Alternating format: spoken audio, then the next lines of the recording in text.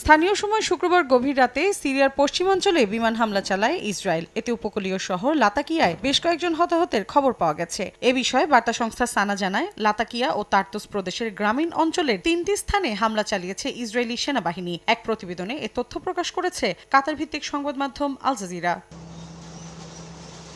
এদিকে হামলার দায় স্বীকার করেছে ইসরায়েল, জানিয়েছে প্রায় এক মাসের মধ্যে এটি দেশটির ওপর প্রথম বিমান হামলা। লাতাকিয়া অঞ্চলে আন্তর্জাতিক ও ইসরায়েলের সামুদ্রিক চলাচলের স্বাধীনতার জন্য হুমকি তৈরি করা উপকূলীয় ক্ষেপণাস্ত্র সংরক্ষণাগারে হামলা চালানো হয়েছে। পাশাপাশি ওই অঞ্চলে অভিযান অব্যাহত রাখার ঘোষণাও দিয়েছে নেতানিয়াহু বাহিনী, যাতে তাদের দায়িত্ব পালনে বাধা না আসে এবং তেল আবিব ও তার নাগরিকদের জন্য যেন হুমকি প্রতিহত করা যায়। এই হামলার একদিন আগেই সিরিয়ার নতুন প্রশাসনের সঙ্গে সম্পর্ক পুনঃস্থাপনের লক্ষ্যে দামেস্ক সফর করেন যুক্তরাষ্ট্রের বিশেষ দূত থমাস ব্যারাক। ইসরায়েল সিরিয়া দ্বন্দ্ব সমাধানযোগ্য এবং এর শুরু সংলাপ দিয়ে হওয়া উচিত বলে উল্লেখ করেন তিনি। বিশ্লেষকরা বলছেন, সিরিয়ার ভূখণ্ডে ইসরায়েলি হামলা আঞ্চলিক উত্তেজনার ইঙ্গিত দিচ্ছে। এই অঞ্চলে শান্তি প্রতিষ্ঠার পথ এখনও বেশ দীর্ঘ ও জটিল।